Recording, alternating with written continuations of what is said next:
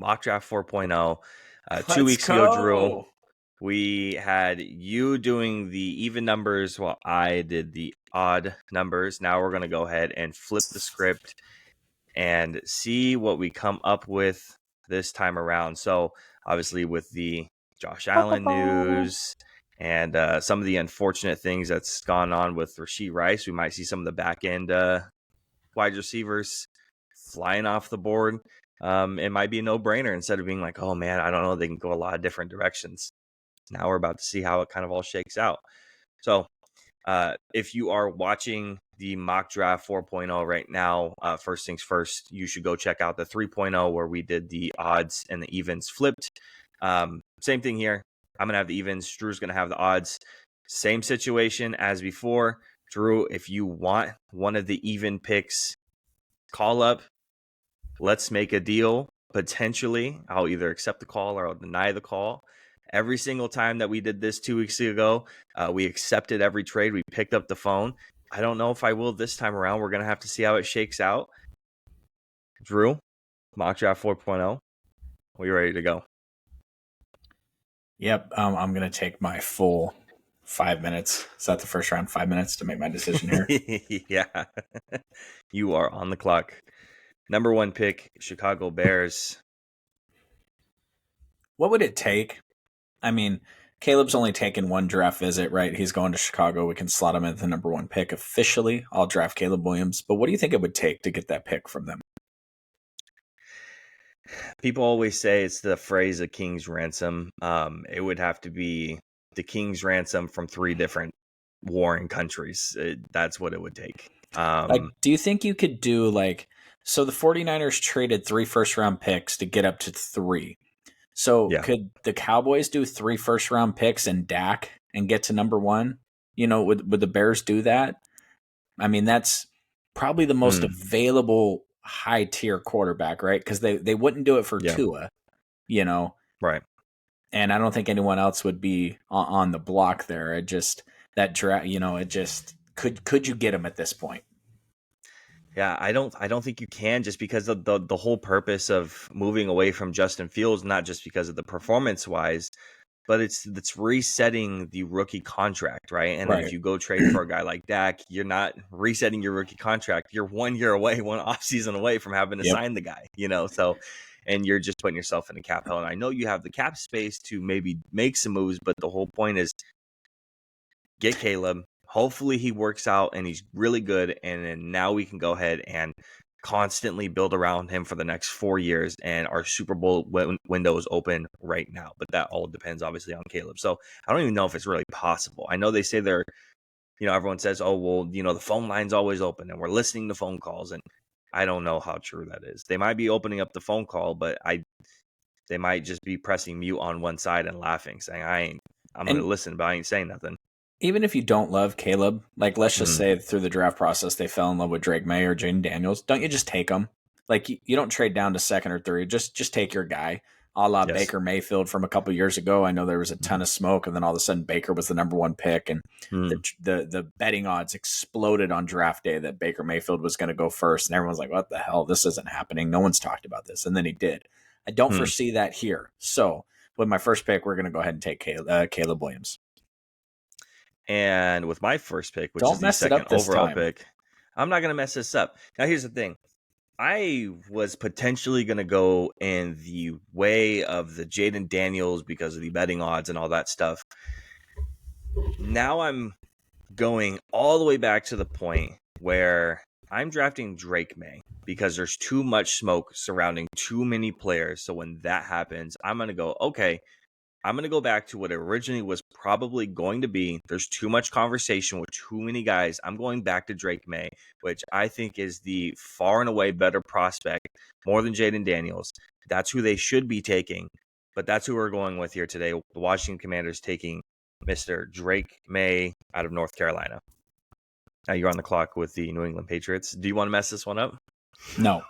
Okay. I don't think this is the way this is going to go, and I've said this since mock draft 1.0. I'll be able to celebrate myself or make fun of myself. Patriots are going quarterback here. I think they really wanted Drake May to fall to them, but instead they will go ahead and take Jayden Daniels.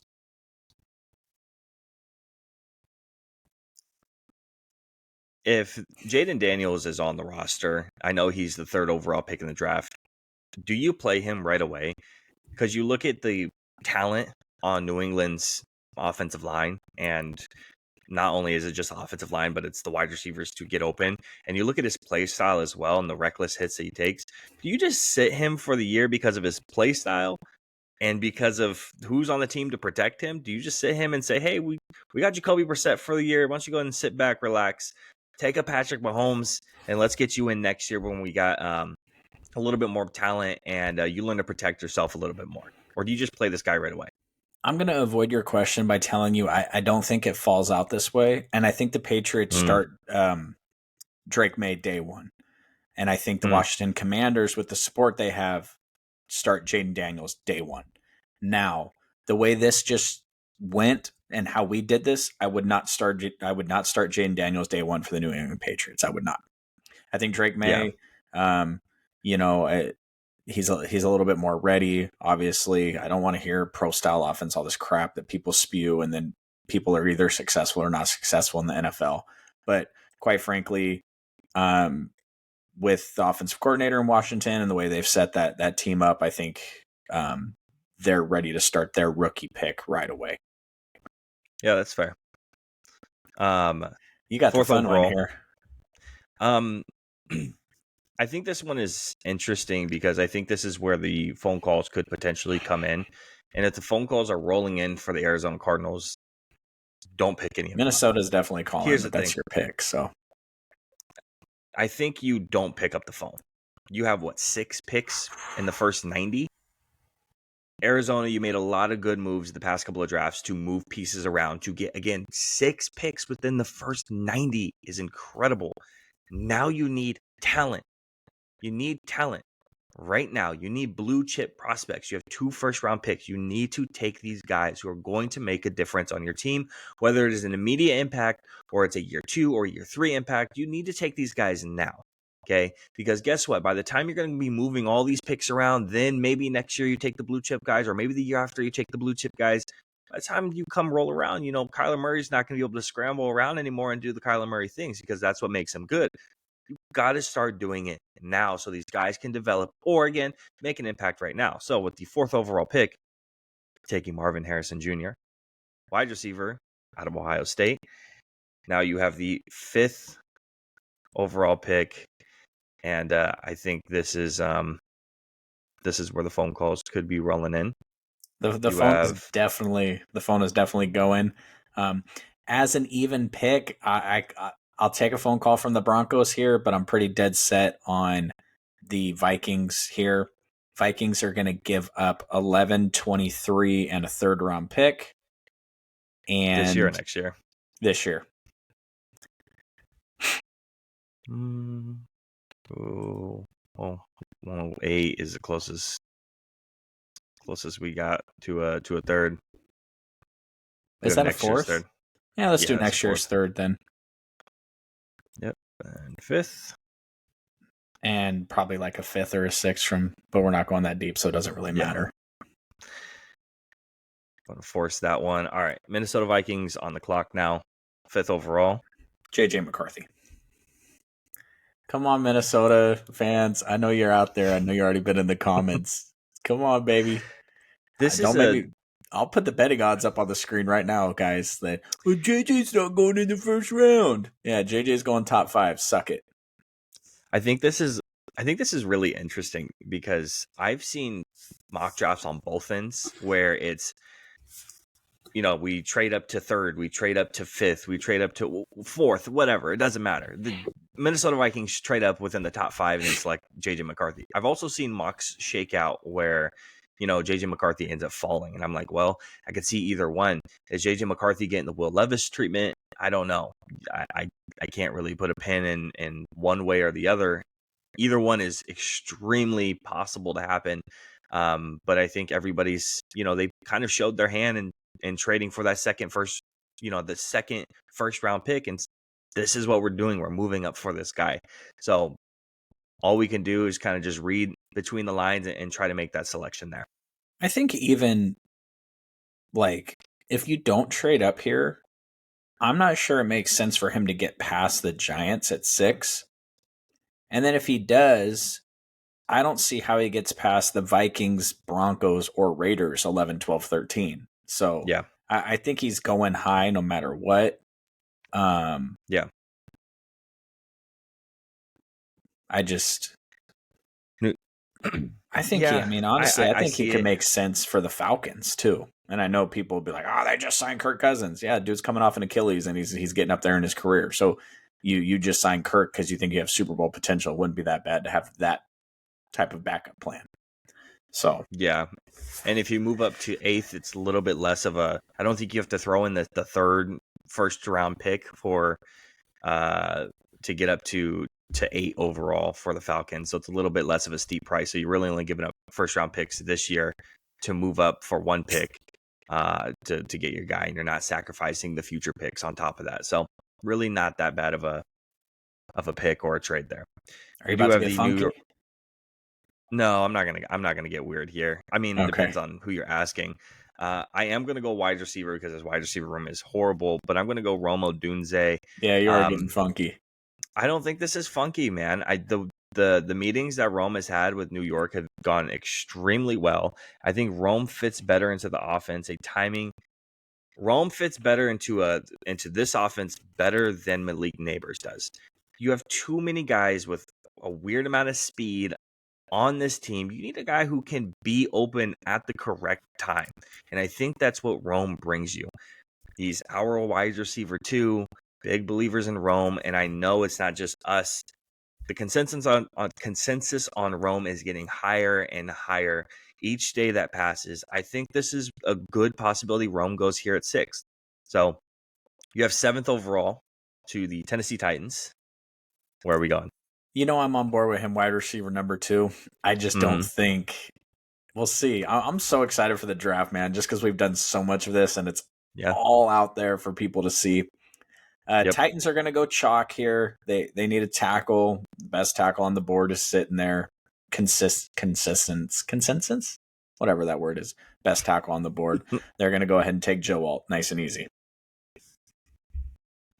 Yeah, and we've had this discussion about, what's the possibility of a wide receiver going in this position. I think it's still a high possibility. I think Joe Alt is definitely the favorite pick here, but I wouldn't rule out a Rome or Malik Neighbors or whoever's sitting there at 7th overall, because yes, you do have DeAndre Hopkins and you signed Calvin Ridley, and you're hoping Treylon Burks works out as maybe a bigger slot guy.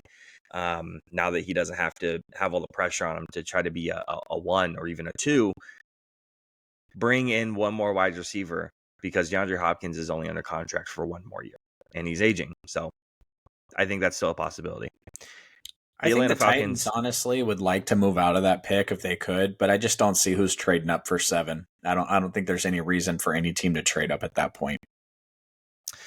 Yeah, and I honestly, there's a couple of places in this draft where you are kind of just, you're happy where you sit at. And I think 7th overall is one of those places where no matter what falls to you, you're really happy with the situation. You're getting potentially the wide receiver 2 or 3, which could be wide receiver 1 in a lot of different drafts, or you're getting tackle 1, right? You're happy with the way it falls because of all the quarterbacks going to be flying off the board, and you can go, okay, cool. We don't need that. We need that. We're trying to build our offense a little bit better. I think that's one of those positions you don't really have to move off of. But one of the positions I think you can move off of is here at pick number 8. And I'm not going to go too far back down. The pick that I'm going to be trading to is just a couple of picks back. I'm going to trade with the New York Jets right here. And this isn't going to be anything crazy.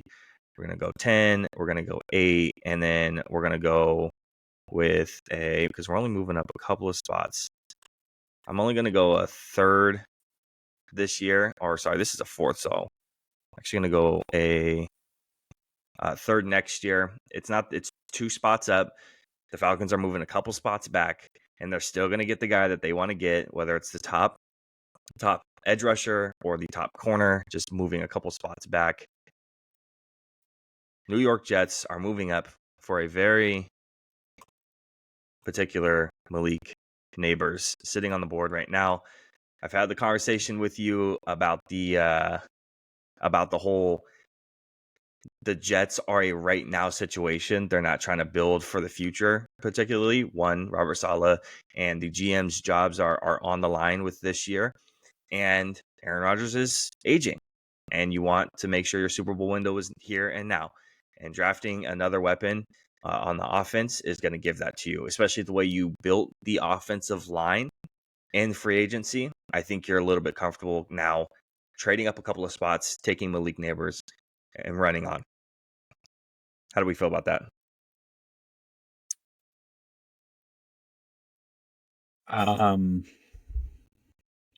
I think that the Chicago Bears would be pretty disappointed to see that happen, because I think the Chicago Bears would have loved to get Malik Nabers there, and now you've kind of stumped me here a little bit, which is cool.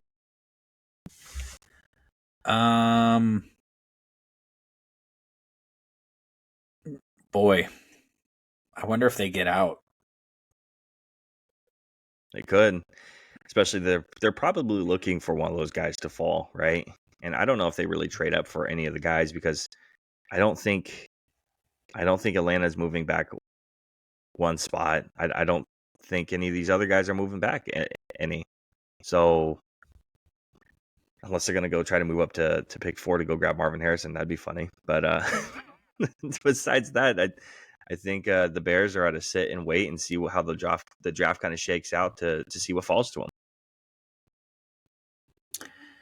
Yeah, you know what? Let's pair Caleb Williams up with they wanted Malik Nabers, didn't get him. Let's give him another threat and give him Brock Bowers. And some people are going to look at this funny and they're going to go, "Oh, they have Cole Kmet. It's fine." Yes, that's true, but how often are we running out 2 tight end personnel? Pretty damn often. And Brock Bowers isn't a guy like Cole Kmet where you're running him in a traditional tight end role. This is a guy that you're going to be setting on like tight end screens on the outside. This is a guy who's going to be an outside threat as well, not just an inside threat. He needs to go to a place that is going to use him and utilize him as a weapon, not just a tight end alone. So I think this is a good fit, and I think that Mr. Caleb Williams would be pretty happy with that. Now we have 10th overall. The Atlanta Falcons move back a couple of spots, and they're still going to get their edge rusher in Dallas Turner going to the Atlanta Falcons out of Alabama. Defense was not very good last year.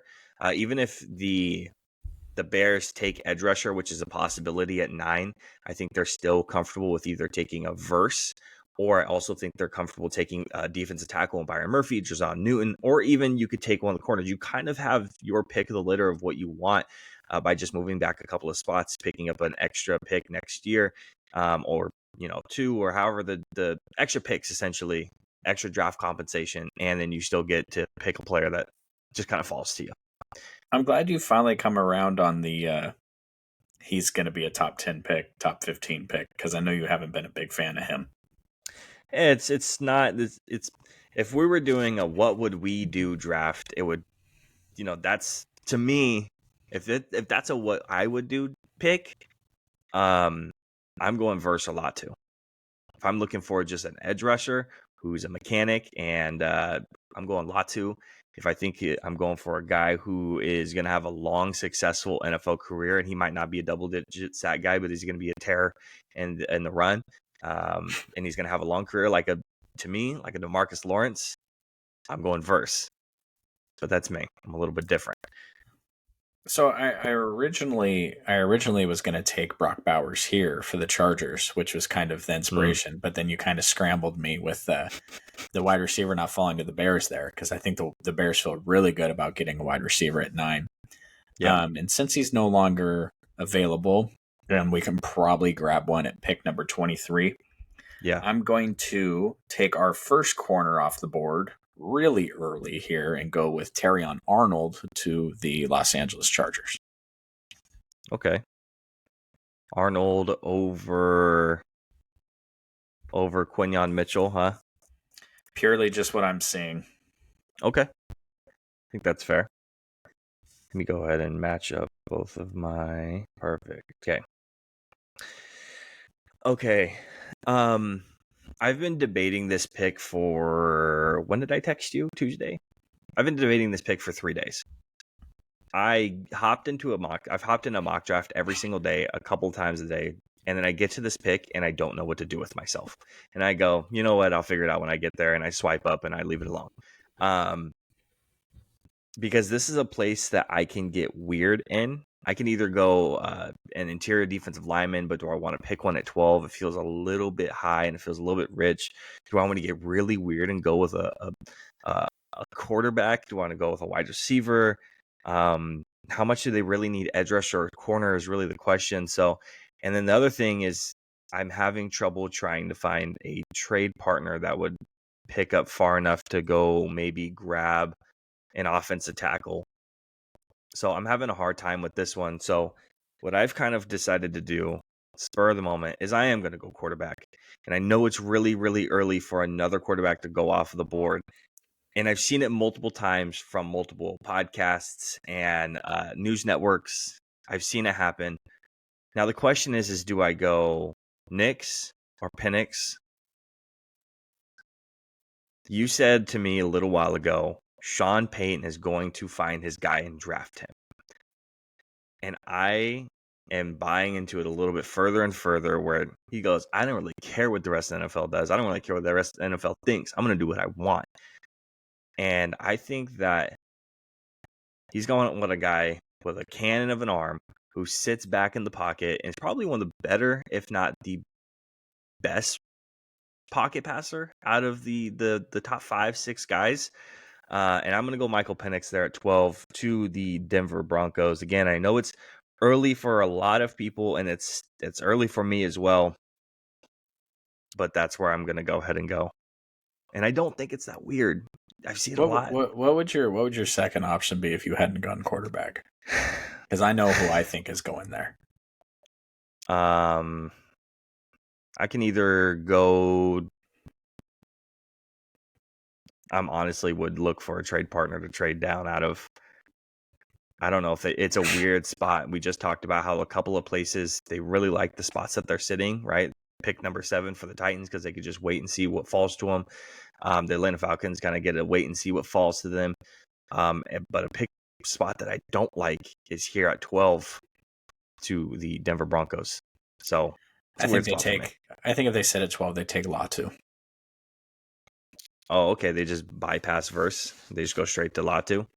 Yeah. That's just is that just what you're saying currently? That's just what I think. I mean, QB5 is I think you can get Michael Penix or Bo Nix the second time around in the second round. And it's not that much talent to where you have to worry if you miss out. So, but we'll see. That's the great thing about the draft. Las Vegas Raiders, they are going to go with Quinyon Mitchell. They would have loved to get Arnold. Chargers jumped him, and so they're going to take Quinyon. I think this might be the pick, even if Arnold's on the board. You know, how do you guys let Nate Wiggins fall out of the first round? I don't know, because he weighs 170 pounds. Yeah, I think this is probably where it's going regardless, and it has everything to do with what do the Raiders like. They like long, athletic guys, and Arnold is a little bit longer. His arms are just a tad longer than Mitchell's are, but Mitchell's RAS scores are off the charts, and I think that's what they're going to look at, and they're going to go, damn, that's crazy. That's the guy I want. Who's the fastest guy? That's the guy I want. We see year after year at the Raiders take some crazy athletic guy, and it doesn't really work out. This time around, though, I'm on board with the Quinyon Mitchell pick. Maybe that's why the pick doesn't happen, though, because we're on board with it. Look at the tackles falling. Yeah, that's exactly what I was just. The Saints are super stoked for this. Yeah, so you have some of the top guys. I mean, on not just tackles, but you're talking about on big boards. Talisi Fuanga, Troy Fontanu, Olufashanu, even some guys have JC Latham super duper high. So that's where I'm going. I'm going with a tackle in this spot. Now the question is where do I specifically want to go? I'm going with the guy who has the most amount of flexibility, no matter what happens with Ryan Ramczyk, if he's going to be medically cleared and he's not going to retire, or if he is going to play. I'm going to go with the guy who has the most flexibility, right side, left side, or inside. Troy Fautanu out of Washington to the New Orleans Saints is where I'm going to go ahead and step on. Now you do have pick 15 to the Colts, which I think is one of the more interesting spots as well. I'm just going to go chalk here. We're going to go corner. Okay. And this time I am not going to let him fall out of the first round. I've changed my mind on our boy Wiggins here. So go ahead and slot Nate Wiggins into there. Here's the thing. They paid Kenny Moore. You got to get some help on the outside because slot corners are great, but if you're getting burned on the outside, then it doesn't do you any good. So I think they go corner here. I think they would have loved for Quinyon or Terrion Arnold to fall to them. If he don't, I think they stick corner. There's enough. I think we get 6 that go in the first round. So we'll go Nate Wiggins here, and the Sea Chickens are on the clock. Yeah, you have a lot of depth at that corner position. It's just like the wide receiver spots. The corner position is becoming more and more valuable, and you've got a lot of guys coming out that are really talented this year. Now, this is a spot here where I was kind of on board with the interior offensive lineman spots. Man, they would have loved for Troy Fautanu to fall here because they would have loved a guy who could play inside or outside. The thing is doing a little bit more research and listening a little bit more to what's going on. Seattle's GM, they do not pay and they do not value highly in the draft interior offensive linemen historically. So going with a guard or a center at the spot doesn't make a whole lot of sense. And I know that we have a lot of talent or a decent amount of talent on the edge rusher position, but I think that we can get a little bit deeper. And when you have Laiatu Latu and Jared Verse still sitting here, I think you're going to go with one of them. And I'm going to go with Laiatu Latu in this spot. So you could go Verse as well. It kind of depends on how your scheme fit is. You already have a guy who fits your scheme like Boye Mafe, and I think Laiatu Latu fits in any scheme. I think he's scheme transcendent. I think he could be 3-4 outside linebacker, 3-4 defensive end. I think 4-3 defensive end. I think he'd be well versed in many positions. I think that's where Seattle ends up taking him, though. Now you do have 17 to the Jacksonville Jaguars. Imagine the Bengals sitting here at 18 and seeing those 2 tackles still sitting there on the board, and they would just be freaking out like, oh, we'll take either one. We'll take either one. That's exactly what right. Jacksonville currently are their most odds-on favorite to pick here at DraftKings is a corner. So we're going to stick there, and we're going to take my man Kool-Aid at 17, and they are going to beef up that defense there, the secondary. I know they signed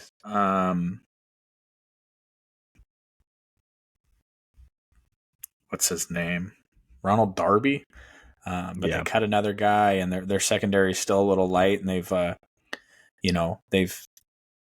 I don't know. Jacksonville Jaguars are interesting to me this year. The Texans are ascending. I think the Jaguars are falling right out of the playoffs and right into like maybe we need to trade Trevor Lawrence territory. So the implosion that they had last year when they looked really good, they were number 1 seed at one point. What was it, 6-7 games into the season, almost halfway into the season? They looked really, really good, and then all of a sudden they collapsed. And everybody talks about the Eagles collapsing, but nobody has a real conversation about the Jacksonville Jaguars having that all-time collapse last year too. Again, they were the 1 seed.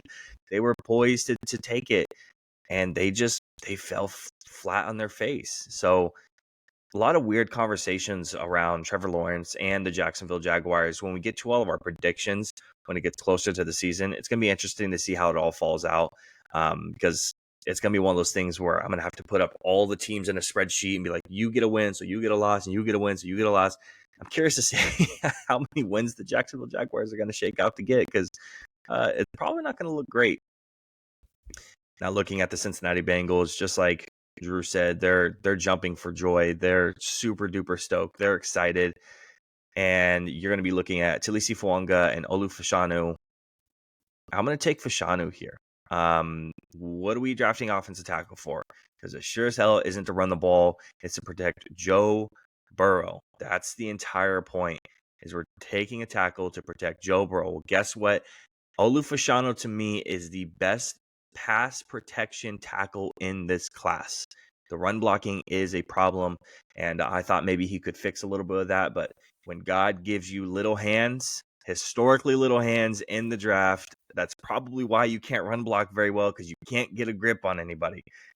So I don't know how much improvement we're going to see. He's going to have to do something there, and it wasn't atrocious, but that pass blocking is the whole reason on why we're taking Olu Fashanu there at 18. You have your favorite team, the LA Rams, at number 19. The LA Rams will not be taking a tackle because they just invested $600 million on their offensive line. So they are going to replace a hole a massive hole left by future Hall of Famer Aaron Donald. They are going to go defensive tackle, and they are going to go Byron Murphy. This conversation between Byron Murphy and Jer'Zhan Newton, the back and forth on who's defensive tackle one, I think is interesting, because I don't really see it with Jer'Zhan Newton, but I listen to some. I don't know if you ever listened to the PFF Stock Exchange podcast before. Trevor Sikkema, Connor Rogers, they're pretty good, and they're huge Jer'Zhan Newton guys, massive fans. I mean, they had a What Would I Do mock a couple of weeks ago, and they had like Jer'Zhan Newton going 10, 11, 12, somewhere around that. It was high. It was really high. And Byron Murphy fell into like mid-20s. So it's just interesting to see how these teams value between the two guys. I think this dude, Jer'Zhan Newton, might just be vanilla ice cream. You know what I mean? Like, every high-end restaurant in the world has vanilla ice cream. Like, it's great. It's going to do its job. It's going to do everything you need to do. But I think maybe he's just getting overlooked, because I'd rather have Fisk than Jer'Zhan Newton, and I may be completely wrong on that. Matter of fact, I like the other dude, Tavondre. And Jer'Zhan Newton, I think just when I watch him, it's just so much consistency that maybe it's just not anything that pops for me. And here I'm going to complain about the guy that's hella consistent. He's probably going to be a really good player in the league, and I'm not trying to say anything bad about him at all. It's just one of those things where I kind of look at it and I'm just like, okay. Yeah. Pittsburgh Steelers. Is that where we're at? Yeah. These guys are excited. They're very excited. Go ahead and bring them up. The fact that Talisi Fuanga is still on the board is incredible. This is just how the board fell. Talisi Fuanga is like OT top 3 offensive tackles on the board. Dude's incredible. Like, fastest get off in the draft. We're not going anywhere else. We're going to Talisi Fuanga. We don't even got to talk about it too much further than that.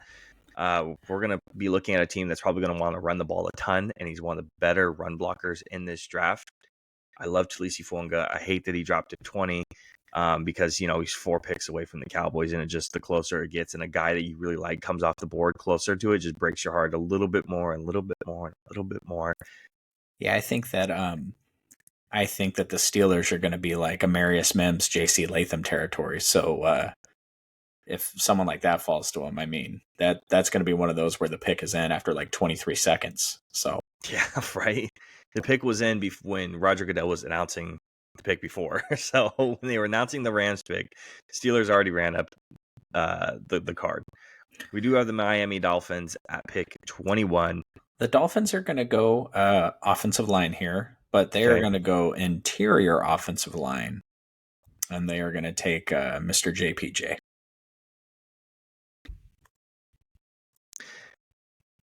It was hysterical to me to have the trade that we ended up having the last mock draft around, where the Niners ended up getting picked 20. We had some tomfoolery with Brandon Ayuk going there, and they were like, why? I don't know if I think I sent it to you potentially, or maybe you saw it, where the guy where he was freaking out about, why would we trade for Brandon Ayuk when we can get a wide receiver in the second round, or really good second round wide receiver pickers? because there's nobody in the draft that's Brandon. I'm sorry, in the second round, there's not a guy in the draft that's Brandon Ayuk. I'm sorry, Brandon Ayuk is a top 10, 15 wide receiver in this league, and you're gonna want to take a guy in the second.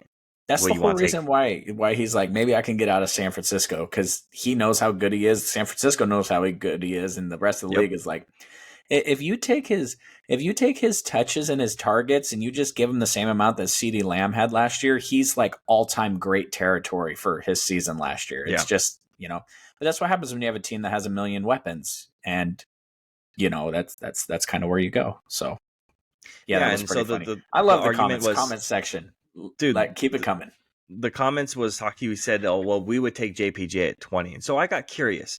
First of all, there's Zach Frazier, Christian Mahogany can play center. You have Cedric Van Pran in the draft as well. So you have a lot of guys in the later rounds that can come in and start immediately. Interior offensive linemen, centers are not valued that highly.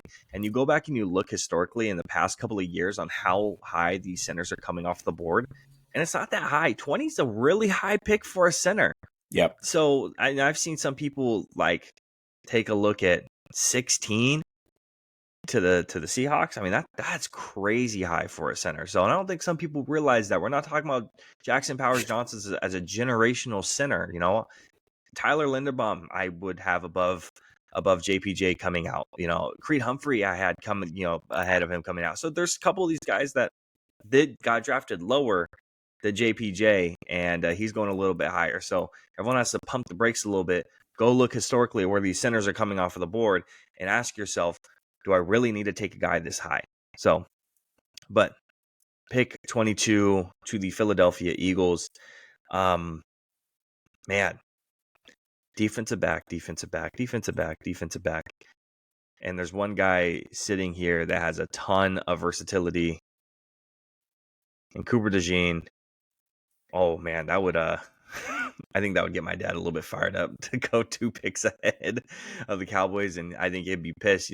Obviously, my feelings, and I wouldn't be too upset with it. Obviously, I like DeJean quite a bit, but not enough to flip my lid and get a little bit upset. Just so you know, the Eagles haven't taken a defensive back in the first round since 2002. Yeah, well, times are changing. All right, Chargers. Show me edge and show me wide receiver. Do we want to go with Jared Verse, or would we want to go with Brian Thomas Jr.? Yeah, this is a no-brainer Brian Thomas Jr. pick if Jared Verse isn't sitting here, right?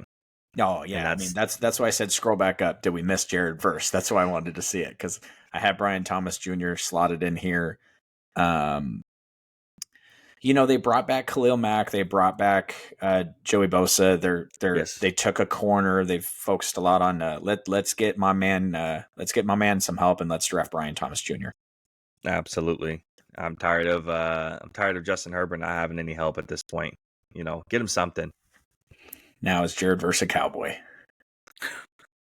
Dude, this is to me. I really like Jared Verse again. It's like a Jalen Carter thing, right? Like, wait a minute. So just some background. A couple of years ago, I had Jermaine Johnson ranked very highly as an edge rusher, and I really liked him. And we got down to that mid-20 point, and he's sitting there, and we didn't take him. And I really wanted him, but he fell. And Jermaine Johnson was a guy who was supposed to go in the teens, and all of a sudden we're in the mid-20s, and he's still, or in the late 20s, and he's still sitting there. And I don't know if they're going to go Verse.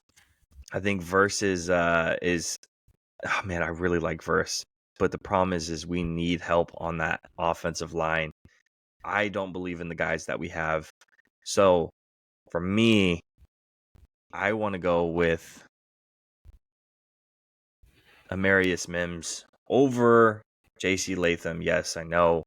I do like J.C. Latham. I do quite a bit, but I have just a tick lower than Amarius Mims. J.C. Latham is closer to a guard for me. I think J.C. Latham is a guy who is only a right tackle. And if Terrence Steele, goddamn Terrence Steele, if he can turn it around next year and play fine, I'm comfortable with it, but I don't want to play I'm going to play J.C. Latham at the left guard, so Tyler Smith kicks out to the left tackle. Tyler Smith was like an all-pro caliber left guard. Keep him there, and let's get Amarius Mims and move him over the left-hand side. Guy with a ton of athletic prowess, not a lot of snaps. Hopefully we can develop him to be something great. You have Green Bay on the clock currently at pick 25. Super interesting pick here for Green Bay because they don't have a ton of holes on the roster. And if the board had fell differently, I think that I would just be going interior offensive line and taking Graham Barton. But because he's sitting there, the Packers are going to take Jared Verse and lock themselves up a future star at a late first round pick, and they're going to love that he fell to them. I absolutely agree. And in the same conversation as being really excited that guys fall to them, I just talked about how I think J.C. Latham is closer to a guard than a tackle personally, especially with his size. He's a little bit slower off the kick. I think J.C. Latham, again, is that guard, and the Tampa Bay Buccaneers need interior offensive linemen. And that's where I'm going to go. J.C. Latham, tackle / guard out of Alabama. Now you have pick 27 to the Arizona Cardinals. We took Marvin Harrison Jr., pick number 4. Where are we going next? They're going to go interior offensive line here. They do need a guard or a center. I think originally I kind of messed around with the idea of Zach Frazier. Oh, he's not even there. So there you go. Thank you. Originally I was messing around with the idea of Zach Frazier, but I think I'm kind of all in on the Graham Barton train with him being an interior guy. So we're going to go ahead and slot him in there. Yeah, I think it's a tackle. Graham Barton's like tackle 10 for me. You slide him on the inside, and you're talking about a guy who's probably interior offensive lineman 3 or 4 for me. No, he's probably interior offensive lineman 3 for me, right behind Christian Haynes and JPJ, and then you have Graham Barton sitting right there. And then right after that, you have Zach Frazier. Pick 28. Look at the dude. I feel like a lot of these teams are jumping for joy. And if the Buffalo Bills have A.D. Mitchell staring them in the face, you got to run that in, dude. I mean, A.D. is one of my favorite players in the draft. And the more stories I hear about A.D. coming out, I have to go back and look at the film to see some of these stories that I'm hearing. And I don't know if you saw, there's some film out there. I forgot who he was playing, but he ends up running a route. And he knew the play was going to go to the other side of the field, and he runs a route and he loses the defensive back. And, instead of committing to the bit, he goes and looks at the back and just starts talking shit to him right in his face. He's like, "Oh, I beat you off the line." He's like pointing at him while still running down the field. Even though he knows the ball's not coming to him, he just keeps pointing at him, and he's running down the field and he's laughing at him the whole time. A.D. Mitchell is a superstar in the making in my eyes, and I think the Bills are going to be really excited to have a guy like that after losing Stephon Diggs. Pick 29 to the Detroit Lions, though. I think that you may see a little A.D. Mitchell action in Dallas. I have a good feeling on that. You guys don't currently have a wide receiver under contract after next year, so okay. I would be on this podcast stripping naked and running outside. The Detroit Lions all of a sudden have a big time need at corner, and so we're going to introduce a player to the first round that has not been seen on the mock draft 1.0, 2.0, over 3.0 going in the first round. And Mr. TJ Tampa, you are going to fill the role that was most recently vacated by the criminal known as Sutton, whatever his name is. I can't remember. Cam Sutton. Cam. I was thinking Cortland Sutton. Who is that? Cortland. Is that a wide receiver somewhere? Yeah, Denver. Damn, it's like soft shade to Cortland Sutton over at Denver. Sorry, bro. Oh, man. I feel like I haven't seen TJ Tampa in the first round in a while. But it's cool to see him. It's a guy who has a ton of length. He's rangy. He's tall. He's really athletic. He tested pretty well at the combine. I'm interested to see where TJ Tampa goes because we always see long athletic corners go a little bit higher than they're supposed to go. And he's not supposed to be a first round pick. But again, those late round flyers from picks, I would say 26 to 32, teams start taking guys on potential and athletic and RAS scores, and that you start taking late round flyers on that because those are the successful teams that want guys to develop in a couple of years because they know they're going to be back to the playoffs pretty soon, unless you're Dan Campbell and the Lions. So Baltimore Ravens at pick 30. you have a couple of guys. I mean, wide receiver, you could take a really hard look at. Edge rusher position as well. And honestly, where I'm going to go in this position, same place that we went 2 weeks ago. We're going Chop Robinson. Yeah. And it has everything to do with how the board fell. If the board falls a little bit differently, we're going wide receiver. Board falls a little bit differently, we're going Graham Barton. But all of a sudden, we had all these offensive linemen on the board and all these wide receivers on the board, and then all of a sudden they flew off. And now you're sitting there kind of going, well, I guess we'll just take the best player available with a lot of potential. Another guy with the athletic scoring, Chop Robinson. Well, worst team in the league, pick 31. I have to say the fact that I'm not reaching for go ahead and bring up the tackles. The fact that I'm not trying to make Tyler Guyton make sense, or I'm not trying to make Jordan Morgan make sense. You guys are one of the teams that had a private workout with Jordan Morgan. Yeah. It's funny to see how we've the conversation on Tyler Guyton has slowed down and dropped out. Yeah, no, I was talking about him a lot, and now he's kind of bring up the interiors also. Could we go Zach Frazier here? I don't think it's a bad pick. Unfortunately, it's just not the way that we're gonna go. We're gonna go wide receiver. Okay. We're gonna go Ladd McConkey. Oh, damn. Do you know what's funny is I was just thinking in my head right now, I was like, if he doesn't take Ladd here, I'm sneaking Ladd in at 32. He needs to be a first round pick. Yeah, I love it. Now you can put Xavier in.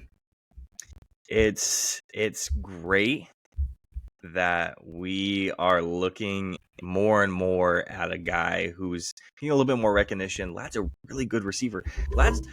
Honestly, you look at the guys here: Ladd McConkey, A.D. Mitchell, Brian Thomas Jr., and look at the guys who are still left as well. Troy Franklin, you have Xavier Worthy, you have Keon Coleman, Roman Wilson, Ricky Pearsall. You have all these guys, and out of those guys, outside the top three guys, Ladd has the biggest potential to be just successful.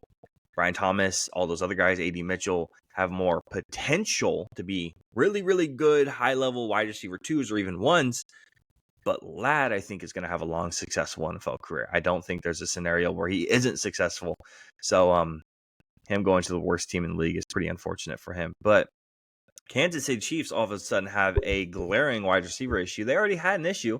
Then you mix in the Rashee Rice stuff, which news just came out today, a couple hours ago, that Rashee Rice was driving the car. He was not just in the passenger. He was driving the car that ended up having the we don't have to get into it, but they have a glaring need at wide receiver. And I think where I want to go is I want to go Keon Coleman here. He's fallen a bit, hasn't he? A little bit. Now, I may have gone a different direction, like a Troy Franklin.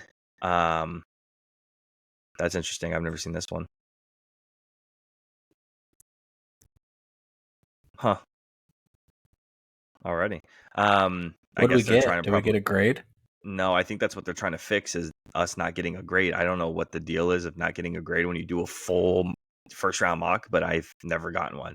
So the reason why I'm going Keon Coleman here over a guy with speed is because of the Marquise Brown trade, obviously. And I think you want to have the ability to throw it up to a guy, right? You have Travis Kelce. Like, he's getting a little bit older. Travis Kelce is a guy who doesn't even run routes at this point. It's, hey, Travis, go get open. And so you have your short and intermediate field covered. You have your long XZ receiver covered with Marquise Brown. And now you have a guy you can really toss it up to for those 50-50 jump balls, because Marquise Brown is not that guy. But Keon Coleman definitely is. So that's my reasoning going into pick 32. All right, Drew, any final thoughts before we move on to our NBA segment? I mean, it's wild as hell that you took Michael Penix at 12, but I don't think it's that crazy, dude. That's all I got. I think that some really good players are going to fall, and I think there's going to be a lot of very excited teams in those teens, and there's just so many, like 5 quarterbacks in the first round and then 3 wide receivers in the top 10 is really just going to push down a ton of tackle and corner talent and some defensive line talent. I think it's just going to be, for you and me, I think it's going to be very like gut wrenching as these really, really good players that we think really highly of start to fall closer and closer to our team. And, you know, the 49ers only missed JC Latham there, or Graham Barton by 2 picks, you know, and, you know, a top tier tackle almost fell to the Cowboys there. It's just almost gets to the point where if that guy is still on the board at 20 or 21, I mean, Jerry Jones got to get on the phone and move up and just get him, right? Yeah. So it's going to be interesting. I'm super excited, and I know it's going to take a while. I know that we're going to be on the stream for a while with the first round, but I'm just super excited. I mean, I think this is the most comprehensive you and I have ever gotten into it. Just 4 mock drafts now, and it's going to be interesting because I don't know if we want to put a prediction on paper just so we can see which one of us gets closer, but I just feel like we're all over it. So we're either going to have some hate in the comments telling us that we were nowhere close, or you know, maybe some people will be giving us our flowers for being all over this thing. So we'll see. Yeah, I doubt it, just because nobody gives flowers. You only get the hate when when you don't deserve it. Listen, y'all can hate us if you want, but just do a thumbs up while you're here. If you want to talk that shit, talk it, but just give us a thumbs up and a share. Matter of fact, send it out to all your homies. Hey, look at these idiots. That's fine. Just keep calling me, you know, attractive men, and that's all I got. Who was it again? I forget. It's Kristaps Porzingis this time Porzingis. Yeah, Porzingis. Yeah. So I'm Pat Fryermuth, and I'm Kristaps Porzingis now. So we got to get an MLB comparison, and we can cover all of our bases, literally.